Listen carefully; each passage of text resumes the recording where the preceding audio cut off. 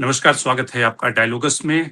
केरल, असम और पौंडीचेरी इन 3 राज्यों में विधानसभा चुनाव के लिए जो मतदान है वो खत्म हो चुका है। सवाल ये है कि इन तीनों राज्यों में किस तरह से जनता अपने मत को और किस तरह से उन्होंने जनादेश दिया है। क्या केरल में पिनराई विजयन जो मुख्यमंत्री हैं उनकी हैट्रिक लगेगी या फिर कांग्रेस की सत्ता में वापसी होगी?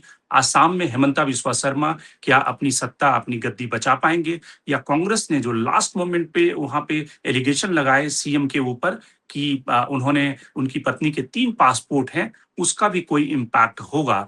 तो इन 2 राज्यों के केरल और असम के चुनाव के परिदृश्य को, उसके फैक्टर को समझते हैं। हमारे साथ 3 मेहमान जुड़ रहे हैं। केरल से, दक्षिण के राज्य से एम सरिता वर्मा जुड़ रही हैं, जो सीनियर जर्नलिस्ट रही हैं।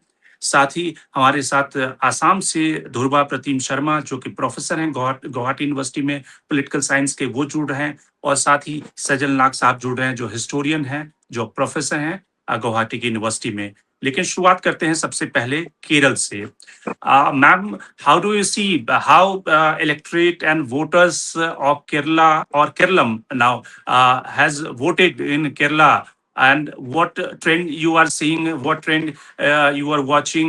Is Pinari Vision going to make a hat trick in this election? आसानी क्वेश्चन नहीं.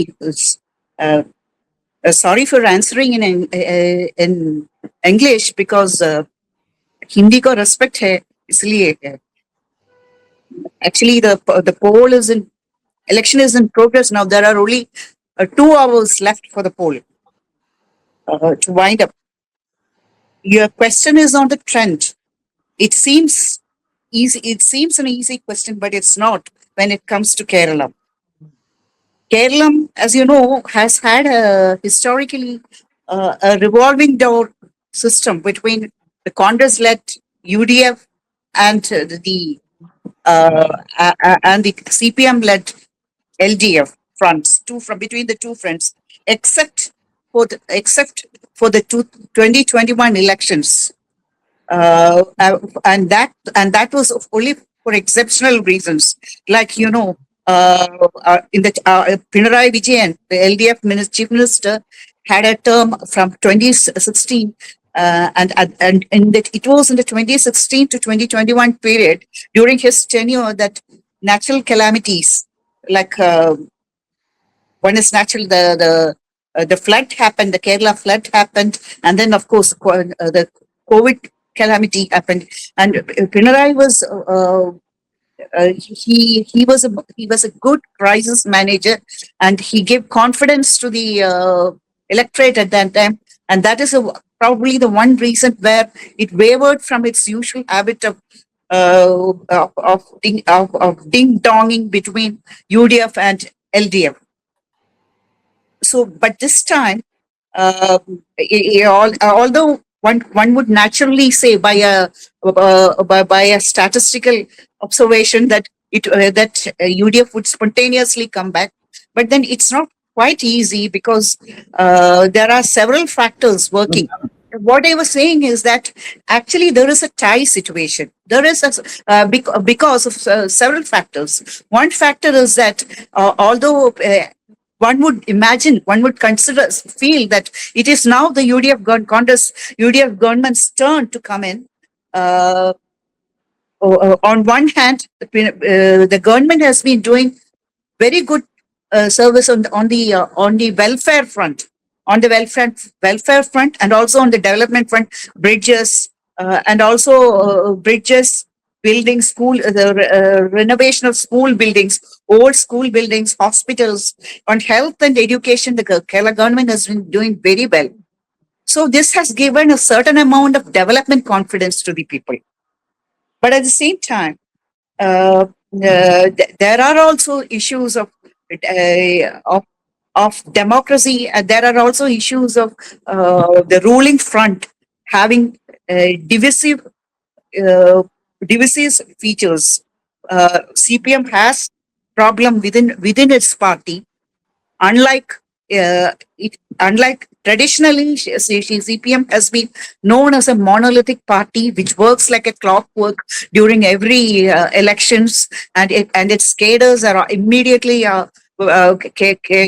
cadres are quite active in triggering a victory after victory during assembly election, and of course, for for assembly election, for Lok Sabha elections, Kerala has a different. The Kerala's political psyche has a different kind of attitude.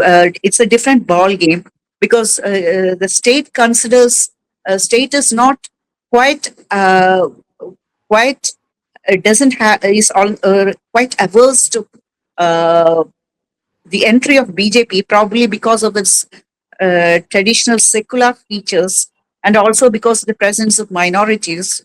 Uh, and for Lok Sabha and Parliament, it prefers to have UDF because this is to accept as an example. I can say that if there is an election which is conducted in 2016, if there is an election conducted in 1 month or 2 months in the Lok Sabha election, the Kerala would vote for the UDF, and then for the assembly election, it might vote for the UDF. What are the For the chances of LDF, what are the chances of UDF coming into power? there is a chance. It's almost a tie situation with the third axis of BJP also. BJP also making a strong making triangular contests in several places, and actually, if you had asked this question yesterday, there is, as you know, the election is going on today, is on, and till yesterday no trend was visible at all. I mean, a trend was visible. There is strong anti-incumbency, but it was yet to be visible into a strong wave to create enough majority for a UDF win. But then there is also the factor of BJP. There is BJP is giving strong triangular contests across the country, across the state, except in one or two districts which have been uh, dominated by Christians and Muslims. So this would affect the tie between the 50-50 position between the two fronts significantly. Yesterday, if you asked this question, I would say that out of 140 seats, it would be kind of 70-70 situation, where actually in 2021, we had 72, 68, UDF 72 and LDF 68. It could be a repeat of that situation. But today, as the elections are on, I see one peculiarity which was quite obvious in today's election is that there are actually there are 2 more hours to go, but the election commissioner says that the state may finish with a record polling of 90%. 90% is unheard of. If it happens, that means that there was a strong wave which was hidden for a long while. In that case, it is possible that there could be a majority for UDF, huge majority for UDF. Okay, so one more Meanwhile, the question. BJP is out. One more question. BJP is cutting a vote of UDF or LDF. There is a allegation by Congress or UDF front that there is a nexus or B team of BJP's B team of LDF. So BJP is cutting vote of LDF or UDF. And that's again a fascinating question. Till now, till recently, BJP had been eating the vote of UDF. By 2012, till 2011, BJP's voting share was 5%. From 5%, it has surged to 12%. From 12%, we are expecting a surge to 15%, but till 12%, it had been eating on the votes of UDF because Congress had been BJP votes had been BJP had been, many of the Congress people, Congress voters had turned to BJP voters. But now, in the recent times, the BJP seems to have, BJP seems to be, at one point, BJP and had been wooing the Christians. And in Kerala, there was a peculiar word for it. They were wooing the priests of the churches, and they were being called Chrisankis. Many Christians moving to joining BJP also as candidates in the local body elections. But then from the local body elections, which happened last month, couple of months ago, in that the situation has suddenly changed, and this UDF has scored significantly in the local bodies election, showing that this honeymoon between BJP and minorities is not working anymore, which means that in this current elections, the BJP till now, it was the UDF which was being martyred by the entry of BJP, but now will be under attack. So this could significantly affect the election. Right. Stay with us. अब हम आते हैं आसाम के चुनाव पे। सजल जी, आप आसाम के चुनाव को किस तरह से, जो वोटिंग इस समय हो रही है, किस तरह से देख रहे हैं? जो वोटर्स ने अपना वोट दिया है, आपको लगता है कि कांग्रेस और जो पवन खेड़ा का लास्ट मोमेंट जिसको कहते हैं एफर्ट था कि हेमंता बिस्वा शर्मा की क्रेडिबिलिटी को पे डेंट करें, उसका कुछ इम्पैक्ट हुआ है? या फिर जो एक हेमंता जिसको कहते हैं प्रो इनकम्बेंसी आसाम में इस चुनाव में दिख रही है हेमंता बिस्वा शर्मा के लिए, डिस्पाइट की उनके रेटोरिक के बाद भी जनता में लगता है कि हेमंता बिस्वा शर्मा की जो वेलफेयर स्कीम है वो कहीं ना कहीं काम कर रही है? असम में देखिए अभी और करीब 45 मिनट बाकी है, लेकिन ऑलमोस्ट 80% वोट हो गया है। तो ये 80% वोट होना कोई नया बात नहीं है। असम आप जानते हैं एक सीमांत का प्रदेश है, यहाँ बहुत सारे पिछले चुनाव में भी कुछ 82 या 86% वोट। हाँ, ऐसे ये पहले इलेक्शन से ऐसा होता है। इसका एक कारण ये है कि यहाँ बहुत सारे माइग्रेटेड ग्रुप्स हैं और सबको अपना सिटीजनशिप प्रूव करने के लिए वोट देना पड़ता है। उनको लगता है अगर वोट नहीं देंगे तो मेरा सिटीजनशिप, आप जानते हैं कि असम में सिटीजनशिप और फॉरेन नेशनल इशू इतना बड़ा फ्रॉम 1940s इटसेल्फ चल रहा है। तो ये माइग्रेंट्स ग्रुप्स के लिए इनका वोट देना इनके लिए है कि मेरा सिटीजनशिप का प्रूफ है। ये काफी आप एक महत्वपूर्ण बात कह रहे हैं कि देश के कुछ ही ऐसे राज्य होंगे जहां पे जनता अपने नेता को, अपने शासन को, मुख्यमंत्री चुनने के लिए वोट करती है, लेकिन आसाम एक ऐसा राज्य है जहां पे अपनी नागरिकता या अपने वोट को बचाने के लिए उसको वोट करते हैं लोग। जो माइग्रेटरी पॉपुलेशन में यहाँ बहुत आप जो इमिग्रेंट पॉपुलेशन, जो immigrant Muslim population, Bengali Hindu refugee groups है, फिर नेपाल के एक लार्ज पॉपुलेशन है, टी गार्डन के लार्ज पॉपुलेशन है। तो ये सारे के लिए एक एक्स टी गार्डन के पॉपुलेशन है, mostly from Bihar and UP. ये सारे लोगों के लिए लगता है कि अगले वोट में मेरा सिटीजनशिप नहीं रहेगा अगर मैं वोट नहीं दूंगा। तो इसलिए यहाँ थोड़ा ज्यादा होता है, हमेशा से, ये कोई नया बात नहीं है। तो लेकिन अभी ये है जो असम में जो अभी चल रहा है, आपने प्रो इनकम्बेंसी के बात किया है, तो मैं देखता हूँ कि 2009 के बाद शायद एंटी इनकम्बेंसी और इंडियन इलेक्शन में वो ज्यादा बड़ा फैक्टर नहीं रहा। आई मीन बहुत सारा जगह एंटी इनकम्बेंसी काम नहीं कर रहा है। असम में भी अगर काम नहीं करेगा, it will not be surprise, and most likely Assam में एंटी इनकम्बेंसी नहीं है।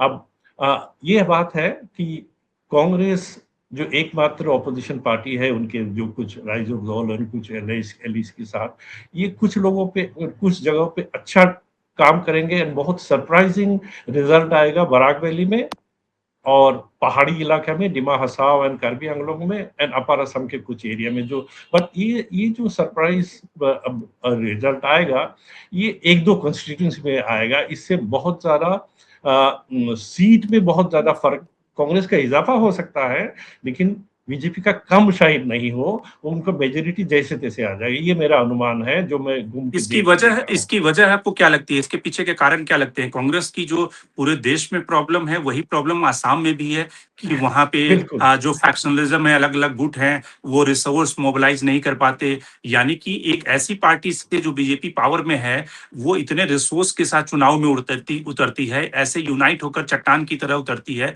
तो कांग्रेस की जो पूरे देश में प्रॉब्लम है, वही आसाम में भी प्रॉब्लम है या कुछ डिफरेंट है थोड़ी? बिल्कुल नहीं डिफरेंट नहीं है। एक तो डिफरेंट ये है ये भी डिफरेंट भी नहीं है बिकॉज बाकी जगह की तरह आसाम से भी स्टॉलवर्ड जो कांग्रेस के नेता है लास्ट इलेक्शन के कुछ दिन पहले शिफ्ट कर जाते हैं, तो इससे वोटिंग में ज्यादा प्रॉब्लम नहीं पड़ता है, लेकिन जो कार्यकर्ता है उनका डिमोरलाइज हो जाते हैं ये लोग कि हमारे जो एमपी है वो चले गए, जो फॉर्मर प्रेसिडेंट है वो चले गए, तो हम लोग किसके बाकी और उस उल्टे तरफ से चीफ मिनिस्टर क्लेम करते हैं और भी एक्सेप्ट जो प्रेसिडेंट है कांग्रेस गौरव गोगोई उनको छोड़ के सभी लोग बीजेपी में आ जाएंगे, तो क्या सब लोग चले जाएंगे? तो हम लोग किसके लिए काम कर रहे हैं? तो ये एक, थोड़ी सी एक सजल जी आप जो बता रहे हैं ये थोड़ी डिफरेंट तरह की कांग्रेस की आसाम में प्रॉब्लम है।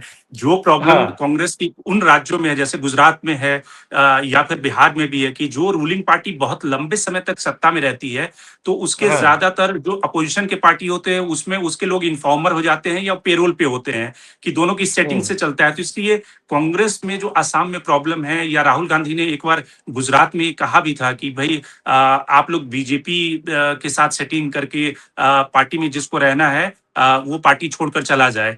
तो कांग्रेस की आसाम में ये भी प्रॉब्लम है कि जैसे हेमंता बिस्वा शर्मा क्लेम करते रहे हैं कि उनको तो बैठक में क्या चल रही है, कांग्रेस की बैठक में सब खबर मिलती है, उनके ही लोग इन्फॉर्मर बैठे हुए हैं कांग्रेस की बैठक में। ये हेमंत विश्व शर्मा का मुझे लगता है स्पाई नेटवर्क बहुत स्ट्रांग है, लेकिन दूसरा तरफ में ये बात भी कहना पड़ेगा कांग्रेस का मैन मैनेजमेंट इज एब्सोल्युटली खराब है।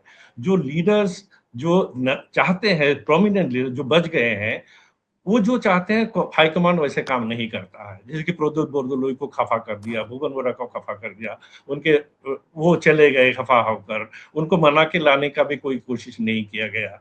दूसरा ये है कि कांग्रेस का जो जो ट्रेडिशनल वोट बैंक था, लाइक द मिया मुस्लिम्स और द इमिग्रेंट मुस्लिम्स, जो टी गार्डन्स और जो माइनॉरिटी बंगाली हिंदू, ये लोग 2016 में बीजेपी की तरफ शिफ्ट कर गए, लेकिन उनको लाने की कोई कोशिश नहीं है। लेकिन राहुल गांधी और जो लोग कांग्रेस के लीडर वो आके मैक्रो इश्यूज में बात करते हैं, like they attack the one particular family, chief minister family, with the corruption.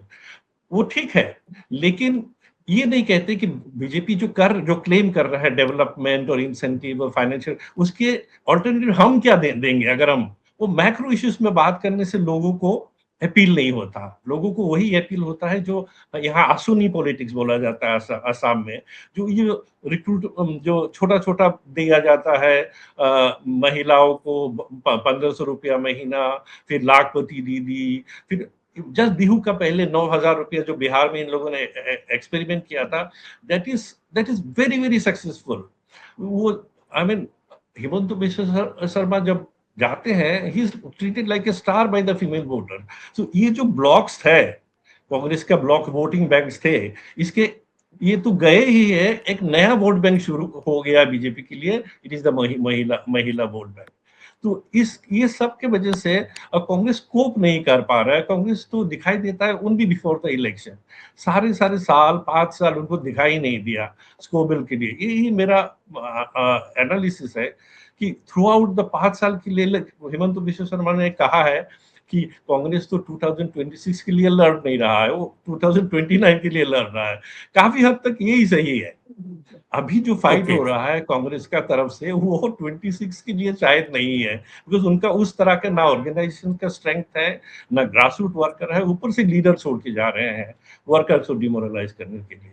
तो ये ध्रुवा कारण जी है कि जी जी ठीक है। ध्रुवा जी, आपको लगता है कि जो कांग्रेस की प्रॉब्लम आसाम में है उसकी वजह से बीजेपी का एडवांटेज है, या बीजेपी हेमंता बिस्वा शर्मा ने एक अपनी वेलफेयर स्कीम के जरिए इंफ्रास्ट्रक्चर पे काम करके एक अपनी core identity, core constituency create की है, या फिर बीजेपी जिस तरह से अलग अलग राज्यों में चुनाव लड़ती है कि मैसिव पैसे किसी राज्य में झोंकती है, यूनाइट होकर चुनाव जी लड़ती है, ग्रास रूट का मोबिलाइजेशन उनका बहुत ज्यादा अच्छा है और साथ में वेलफेयर की जी स्कीम भी है। तो ये सारा जो कॉकटेल है जिसकी वजह से आज की तारीख में हेमंत बिस्वा शर्मा वहां पे एक रॉक स्टार की तरह पब्लिक रैलियों में जा रहे हैं, महिलाओं के बीच में उनका काफी जी अच्छा क्रेज है।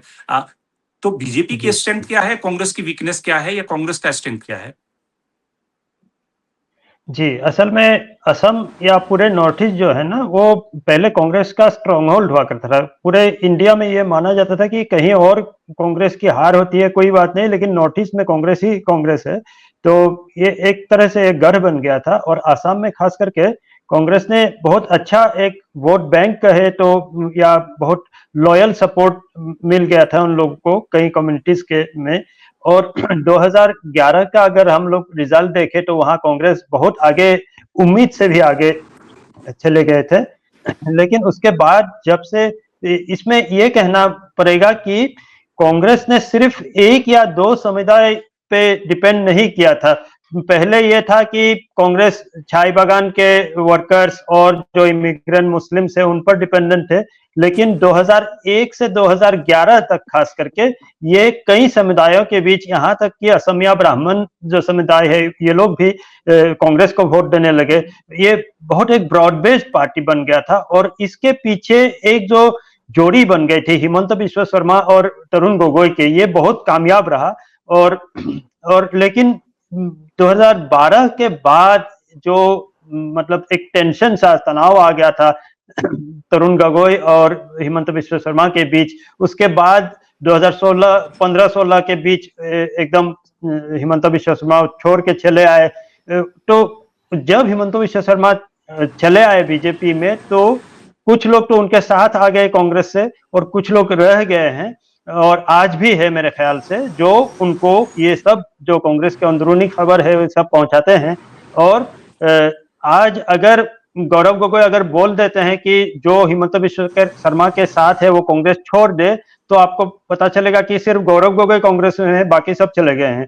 तो ये है कि वो ये जो भी कांग्रेस के अंदर बात हो रही है वो तुरंत सीएम के पास पहुंच जाती है, उनके सोर्सेस हैं। ये तो पॉलिटिक्स में तो ये आम बात है, एक दूसरे पार्टी में किसी और पार्टी का एजेंट रहना। लेकिन ये है कि पूरे जो कांग्रेस ऑर्गेनाइजेशन थे उसको बनाने वाला आदमी जो थे वो चले आए थे बीजेपी को, इसलिए कांग्रेस को अपने आप को ये फिर से मजबूत करना काफी समय लगेगा इसमें। और दूसरी बात यह है कि कांग्रेस, जो अभी प्रोफेसर सजल नाग जी ने बताए हैं, वो कांग्रेस में लीडरशिप का बहुत बड़ा क्राइसिस है। बल्कि हम तो ये कहेंगे कि भूपेंद्र बोरा को बिल्कुल हटाना नहीं चाहिए था प्रेसिडेंट का पोस्ट से, उन लोग हटा दिए। और फिर गौरव गोगोई जो असल में पैराशूट करके असम के पॉलिटिक्स में आए थे, उनको जो एकदम जमीनी बात है उनको नहीं मालूम, जैसे राहुल गांधी जी को जमीन में कांग्रेस की क्या बात है वो नहीं मालूम है। तो उनको ऐसे लोगों से मतलब अच्छा रिश्ता बनाए रखना चाहिए था जो ग्राउंड पे काम कर रहे हैं। ऐसे जैसे प्रद्युत मतलब आप गोडबोले कह रहे कभी हैं कि बीजेपी में आएंगे जो ये। जी आप कह रहे हैं गौरव गोगोई को नेशनल पॉलिटिक्स करते रहना चाहिए था, लेकिन जो स्टेट की लीडरशिप हाँ, है उसको राहुल गांधी को बल्कि एम्पावर करना चाहिए था। ये गौरव गोगोई को सीएम फेस बना सकते थे, ये बहुत अच्छा स्ट्रेटेजी था। सीएम फेस बना करके ऑर्गेनाइजेशन में वही रहने दे, अगर भूपेंद्र बोरा, प्रद्युत गोडबोले सब रहे तो किसी ना किसी तरह से मैनेज हो सकता था। लेकिन अभी ये हो गया है कि जो दो बड़े बड़े नेता, और वो भी मान लीजिए ये चुनाव से पहले वो लोग आकर के बीजेपी में ज्वाइन कर ले, तो ये कांग्रेस के लिए बहुत ही बड़ा झटका है।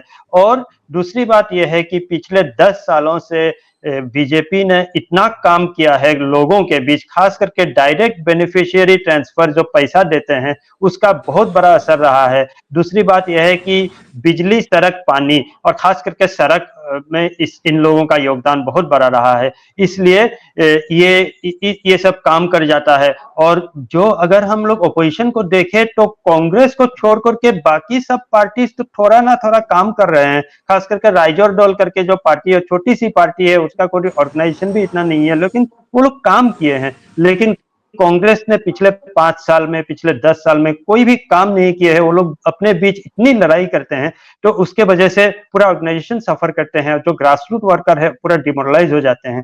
तो इसी सब कारण से जैसे कि ये कांग्रेस बल्कि बाकी छोटे-छोटे ऑपोजिशन पार्टीज कांग्रेस से बेहतर पोजीशन में है, भले ही वो लोग 2-4 सीट में कॉन्टेस्ट कर रहे हों। जी। सजल जी, एक अंतिम सवाल की आपको लगता है कि जो असम की डेमोग्राफी जिस तरह से डिलिमिटेशन के बाद वहां पे बदली है, वैसी स्थिति में तो फिर कह सकते हैं कि कई साल लग जाएंगे किसी भी दूसरी पार्टी को और कांग्रेस जैसी पार्टी को सत्ता में आने के लिए, क्योंकि जो मुस्लिमों की सीट थी उसको काट छाट के एक तरह से जिसको कहते हैं जो इन्फ्लुएंस था वो खत्म कर दिया गया। तो वैसी स्थिति में आज की तारीख में गौरव गोगोई हो या कांग्रेस के कई सारे लीडर ये कहते हैं कि वैसी परिस्थिति में तो हम कुछ भी कर ले, हम सत्ता में नहीं आएंगे जब तक कि खुद ही जनता ने मूड बना ले, क्योंकि सारे पैरामीटर्स आपके खिलाफ हैं। जिस तरह से बीजेपी रिसोर्स का डिप्लॉयमेंट करती है, जिस तरह से वो चुनाव लड़ती है, चुनाव में सारे जिसको कहते हैं साम दाम दंड भेद का इस्तेमाल करती है, डिलिमिटेशन के बाद कंस्टिट्यूएंसी भी सबकी चली गई। तो वैसी स्थिति में कांग्रेस को वहां पे क्या करना चाहिए, या इस चुनाव में आपको क्या लगता है कि कांग्रेस क्या खराब कर रही है जो बेहतर कर सकती थी? जो एक तो है लोकल लेवल लीडरशिप को ग्रो करने देना चाहिए। जो दिल्ली से आते हैं उनको ब्रीफ किया जाता है और वो उन तरह से, लाइक अभी राहुल गांधी बार बार बोल रहे हैं कि जस्टिस फॉर जुबीन वो कांग्रेस आकर के देंगे। Zubeen was a cultural icon और उनके मरने के बाद जो अपराइजिंग हुआ था, बट ये एक्सपेक्ट करना कि वो uprising will translate into vote, it was wrong. तो वो इश्यू को अभी लेके आने से वो वोट में कुछ फर्क नहीं पड़ेगा। लोग जुबीन से हद से ज्यादा प्यार करते हैं, उनका जस्टिस चाहते हैं, लेकिन 5 साल के लिए development vote is a different thing. Cultural and politics में इस तरह से करने से, लेकिन कांग्रेस को लोकल लीडरशिप ग्रो करने देना चाहिए and local leadership will work for from the grass root, एकदम पहले जैसे करते थे। उनका जो लोकल यूनिट्स है वहां काम करना चाहिए एंड ऑल्टरनेटिव देना चाहिए। ये चीफ मिनिस्टर का करप्शन और एक दो टॉप लेवल का यूनियन मिनिस्टर का करप्शन हाईलाइट करने से आसाम में उनका यहाँ रोटी रोजी सिटीजनशिप ये सब मुद्दा लोकल मुद्दा है। उस मुद्दे को कांग्रेस कैसे डील करेगा, ये उनको अगर ऑल्टरनेटिव प्रपोजल दिया जाए शायद लोग अट्रैक्ट हो जाए। बीजेपी वो कर रहा है। बीजेपी एक तरह से बोल रहे हैं कि हम सीएए लाए हैं, ऊपर से एनआरसी कर रहे हैं, फॉर डिपोर्ट कर रहे हैं, और ये सब जो जो मियां मुसलमान के इनसे गांधी हेमंत बिश्व शर्मा इस तरह से बोलते हैं जो सुनने में खराब ही लगता है, हैरासमेंट, लेकिन वो किस कारण से ये सब कर पा रहे हैं विदाउट माने just getting away with it, क्यों कर पा रहे हैं? बिकॉज वो मुस्लिम ये वोट बैंक के ड्रॉप वो और डिपेंडेंट नहीं है। वो जानते हैं वो उनका वोट वहां से नहीं आएगा, और अगर वो नहीं आएगा भी तो वो जीत सकते हैं। वो डिलिमिटेशन से जहां जहां मुस्लिम मेजोरिटी या मुस्लिम कैंडिडेट का जीतने का आसार थे सारे तोड़ दिए। एक तो ये परमानेंटली टूट गया है, दूसरा ये है कि मुस्लिमों को कंप्लीटली एलिनेट कर दिया है इस तरह से। नाउ मुस्लिमों को जाने की जगह है आइदर अजमल और कांग्रेस, दोनों ही उनके लिए कुछ नहीं करेंगे, बिकॉज दोनों ही उनके लिए कोई ऑफर नहीं दे रहे कि हम लोग आएंगे तो आपका सिटीजनशिप इशू हम लोग करेंगे, आपको लैंड इशू हम लोग कुछ करेंगे, आपका लाइवलीहुड इशू कुछ करेंगे, या हम बीजेपी जो आपके रेटरिक कर रहे हैं उसके अगेंस्ट में हम भी रेटरिक देंगे। कुछ नहीं कर रहे हैं, तो वो जब तक नहीं देंगे लोग अट्रैक्ट नहीं होंगे, लोग नहीं रहेंगे। और दूसरा बात है जो वेलफेयर स्कीम है वो भी तो ऑफर करना चाहिए। उनका जो वेलफेयर स्कीम से ऑफर है इतना टिमिड है, आप सारा गुवाहाटी में देखने से कोई बीजेपी का एक पोस्टर नहीं दिखाई देता है। तो मैन पावर का कमी, रिसोर्सेस का कमी सब इज एविडेंट दिखाई दे रहा है। तो वो अब जब तक वो नहीं करेंगे, बीजेपी जैसे पावरफुल फाइनेंशियली मॉन्स्टरस पार्टी, उसको फाइट करने के लिए जो ताकत है मुझे नहीं लगता अभी कांग्रेस के पास है अभी। ठीक है, तो कुल मिलाकर बड़ी बात यह है कि आसाम में जिस तरह से हेमंता बिस्वा शर्मा की वेलफेयर स्कीम है और जिस तरह से बीजेपी चुनाव लड़ रही है, उससे ये लगता है कि बीजेपी के लिए आसाम में प्रो इनकम्बेंसी है और इस प्रो इनकम्बेंसी वेव पर चढ़कर बीजेपी सत्ता में वापसी कर सकती है। और हेमंता बिस्वा शर्मा वहां की पॉलिटिक्स में आगे भी बने रह सकते हैं। लेकिन सवाल सबसे दिलचस्प है केरल में कि केरल में क्या पिनराई विजयन का हैट्रिक होगा या फिर कांग्रेस जिस तरह से एंटी इनकम्बेंसी है लेफ्ट फ्रंट की सरकार के खिलाफ उसका सहारा लेकर सत्ता में वापसी करेगी। क्योंकि कांग्रेस के लिए दक्षिण के राज्य में अगर केरल में सत्ता में वापसी हो जाती है तो केरल के लिए ये 2029 के चुनाव से पहले एक बड़ी संजीवनी बूटी होगी। तो आज के कार्यक्रम में इतना ही। सरिता जी आप हमसे जुड़ी, आपका बहुत बहुत धन्यवाद। साथ ही ध्रुवा प्रतिम साहब आपका भी बहुत बहुत धन्यवाद और सजल नाग साहब आपका भी बहुत बहुत धन्यवाद आज के कार्यक्रम में जुड़ने के लिए। देश और दुनिया की बाकी खबरों के लिए आप बने रहिए डायलॉग्स के साथ।